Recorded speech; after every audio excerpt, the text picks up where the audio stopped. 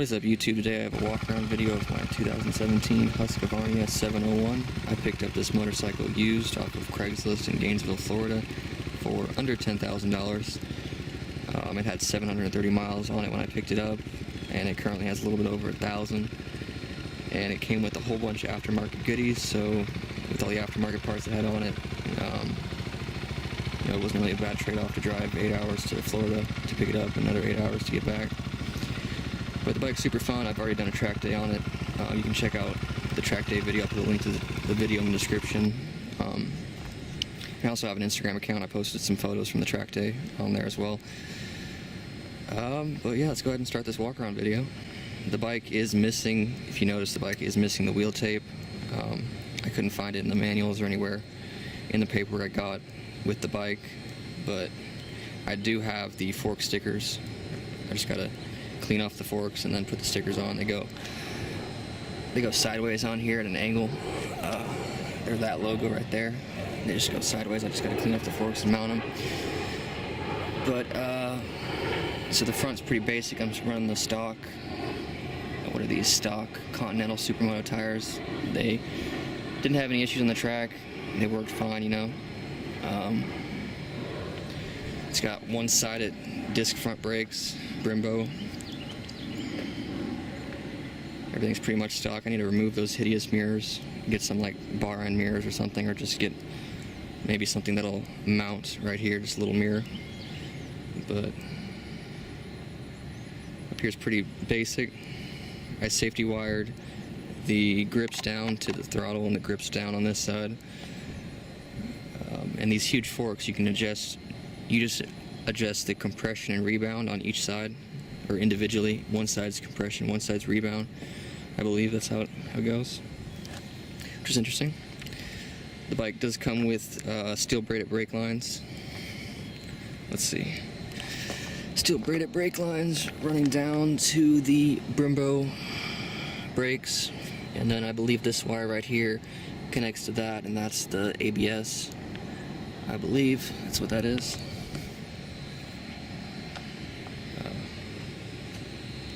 But yeah, pretty clean. The bike's never been off-roading other than like a little bit of sand off-roading in Florida with the previous owner, but I've personally never taken it off-roading. I just did a track day on it and some dragon riding and street riding and stuff like that. But this side,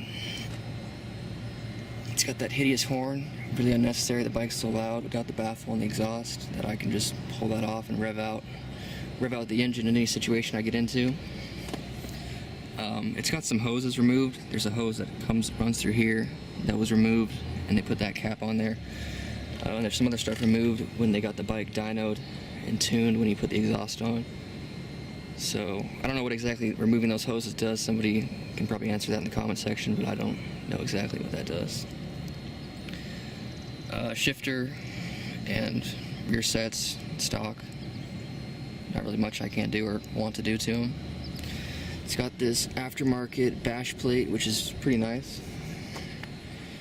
Without the bash plate, the engine's pretty exposed. You know, having the front tire throwing rocks in the back, or throwing rocks in the engine, or if you hit rocks, or not hit rocks, but like you're trying to climb over something, bottoming out. So it's pretty nice. A lot bigger than the one that I've seen on the Husqvarna website. They make a pretty cool decal kit. You can change the sticker configuration on the plastics. It's pretty cool. Steel braided rear brake line, which is pretty nice to have that coming from the factory. For some reason my fluid is purple or blue, something like that. Brembo rear brake, disc rear brake. It's got the stand. I've got a set of axle sliders or axle protectors, whatever they're called. I've got one set for both sides in the rear and one set for the front, and I've got a big frame slider that connects to like one of these points, and it just comes out. But the previous owner didn't put the axle sliders on because you got to drill that out, which doesn't seem that difficult because it's hollow on the other side. You just got to drill out this side to put it on. This is the stock tail section, stock blinkers, brake light, and turn signal. And I've had the license plate mounted on those two holes up there, but the normal OEM one, or the OEM full piece, comes like way down to like somewhere in that section. It's pretty ridiculous, overkill.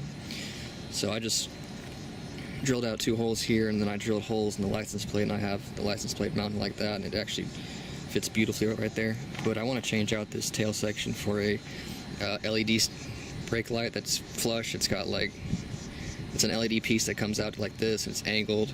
The sides right here are blinkers, and then the center piece is the brake light and LEDs, which is pretty cool. So gas cap, stock gas cap they make, or Husqvarna sells a replacement cover that's metal, which is pretty cool. It's just a metal piece you put over the plastic piece, remove that bolt, and you just put your key through. It's a pretty nice accessory I might consider getting. Some people don't like this splash guard, but I personally don't have any issues with it. Whenever I put oil on the chain, I don't want the oil splashing all over the exhaust or splashing all over the place, making a mess. So that's why I keep that on there. It might not look visually nice or visually appealing, but it serves its purpose. I don't know what this is particularly. It might lube the chain, or it might be a piece for dirt biking or off-roading that protects the chain from getting caught on rocks or hitting rocks or something like that. Or it might protect your sprocket from getting hit on rocks. I don't know. Somebody answer that question in the comment section if you can, or if you know about off-roading. I'm not too familiar.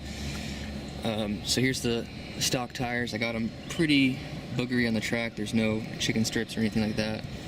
Pretty small Continental. It's 160/60. Pretty small rear. I wish I would have had a bigger rear. Throw the bike a little bit lower, but it is what it is. Here's the exhaust. It is the Wings exhaust with the carbon fiber exhaust protection plate. The previous owner, somehow he said he was still burning his pants legs right here. See, there's like jean print right there from him burning his jeans, which is funny. But, there's the exhaust. Runs around, connects into there. I like those exhausts that come out and they're like, they get bigger, and then they have the burnt tip or burnt section that looks burnt. I don't know. But it's got an adjustable rear shock, same suspension as the front. It's kind of dirty down here. Got some excess tire and grease down there from the track, but I believe this motorcycle has 2, yeah, there it is, oil filter, 1 on each side. You change that, and then there's also a drain bolt for the oil on this side and a drain bolt for the oil in the front.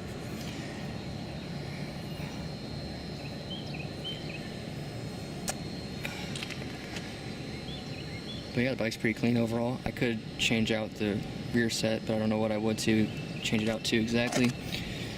These have been working fine. I might change it out to like a circular one, like I had in the sport bike, like the Vortex rear sets I've had. But not really much aftermarket stuff that I would want to do to the bike that it doesn't already have done to it. So I'm gonna remove the seat and show you guys the Airbox modification it has and the power commander basically underneath the seat as well. It kind of takes 2 hands to get the seat removed, but you just pull this lever and then the seat unlocks up there, but it takes 2 hands to get the seat off. So let me get that done real quick. So this is how the seat comes off. Connects in right there with that hook, and then it's got that angle bracket and that clip, and the clips connect up there, and then it hooks in right there, and you just pull that little wire to release the lock, and you're underneath the seat. The only modifications it has underneath here is the Airbox has this mesh like kitchen strainer type stuff on the Airbox, allowing me to breathe more. A little bit of tire debris in there, but the Airbox normally just funnels in air, and then this would all be plastic, so with that mesh it can just breathe a little bit better. It's got an aftermarket air filter, and it's got the Power Commander 5 that's been dynoed for Florida. I should probably get it re-dynoed. It's probably running a little bit rich, being at this elevation versus Florida. But yeah, that's the bike.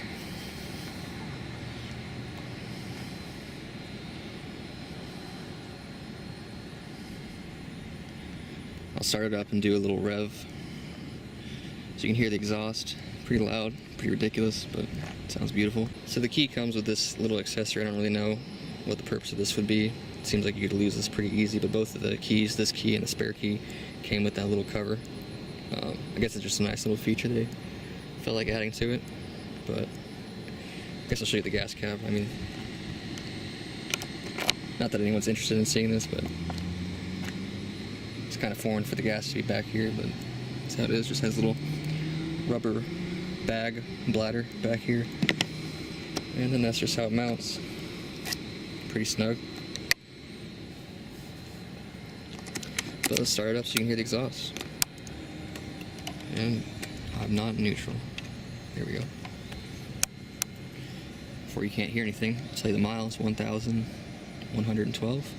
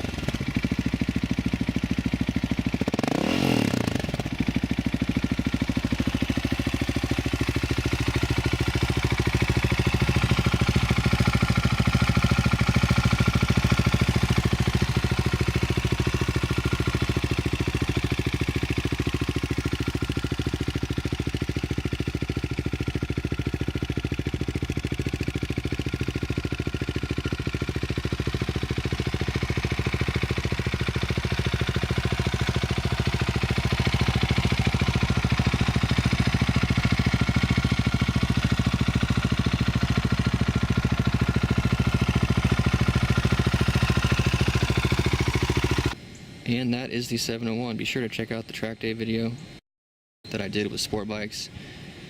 It starts out pretty slow, but it gets better towards the middle. Pretty much after I've passed the first bike, I'm passing all the other sport bikes, but go ahead and check that out, track day video. Check out some of my older videos if you want. I'm going to be doing some Supermoto riding, track days, dragging stuff, so just check out all that stuff. Stay tuned for all that. And thank you for watching the video. Be sure to like, subscribe, comment. Let me know your thoughts on the motorcycle and aftermarket parts I should add to it. And yeah, thank you for viewing. See ya. Yeah.